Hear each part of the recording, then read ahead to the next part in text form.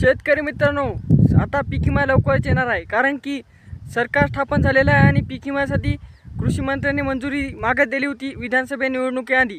आता घोषणाबाजी जे निवडणुकीमध्ये झाली त्या घोषणाचा विल्हेवाट लावून बऱ्याचशा घोषणाचा जे पैसे आहेत ते तुमच्या खात्यावर पडणार आहेत. पण त्याच्या आधी आपला पीक विमा जो आधीच मंजूर झाला त्याचे पैसे कधी पडणार व किती पडणार या व्हिडिओमध्ये पाहून घ्या.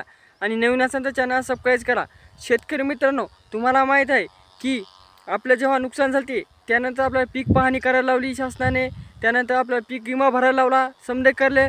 पण त्यानंतर पीक विमा मंजूर कमीत कमी 15 दिवसाच्या आत व्हायला पाहिजे होता, पण शेतकऱ्यांना पीक विमा मंजूर झाला नाही. इकून तिकून मंजूर झाला मित्रांनो, तर शेतकऱ्यांच्या खात्यावर अद्याप पडला नाही. शेतकरी मित्रांनो, आता विधानसभेची निवडणूक संपली, आचारसंहिता संपली, मुख्यमंत्री झाले, पण आता पीक विमा ह्या येणाऱ्या 2 ते 3 दिवसामध्ये येऊ शकतो, म्हणजे की येणार आहे असं जाहीर झालेलं आहे. त्यानंतर शेतकरी मित्रांनो, तुम्हाला हेक्टरी पीक विमा किती मिळणार आहे? तर शेतकरी मित्रांनो, हे तुमच्या नुकसानावर हेक्टरी 22,500 पासून तर 32,500 पर्यंत या दोन्ही टार्गेटच्या मधात तुमच्या जे नुकसान जितकं झालेलं आहे किंवा तुमचं हेक्टर जमीन आहे त्या हेक्टरहून तुम्हाला पीक विमा मिळणार आहे.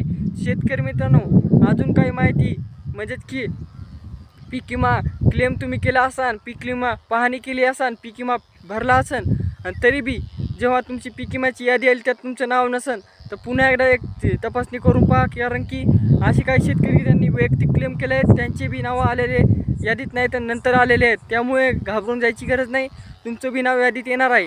त्यानंतर शेतकरी मित्रांनो, आता KYC करण्यासाठी याद्या येत आहेत, त्या याद्यामध्ये तुमचं नाव असलं तर तुम्हाला 25% आग्री पीक विमा हा मिळणार आहे. तर शेतकरी मित्रांनो, तुम्ही तुमच्या गावात लगेच यादी आली की जाहीर म्हणजे की पाहून घ्या, कारण की आता प्रत्येक जणाला KYC करणं हे बंधनकारक आहे. शेतकरी मित्रांनो, KYC म्हणजे काय तर आपले आधार कार्ड अपडेट करून घ्यायला लागते आणि ते बँक खात्याला जोडावं लागतं, हीच इतकी KYC आहे. आणि त्यासाठी तुम्हाला कुठेही जास्त धावपळ करायची गरज नाही. तुमच्या गावातले सेवा केंद्र असो किंवा तुमच्या तालुक्यातले कोणतेही दुकानदार असो ज्याच्यापाशी कम्प्युटर असेल ते KYC करून देतात तुमची. तर शेतकरी मित्रांनो, जास्त घाबरायचं ताण नाही, तुम्हाला पीक विमा मिळून जाणार आहे येणाऱ्या 2 ते 3 दिवसामध्ये.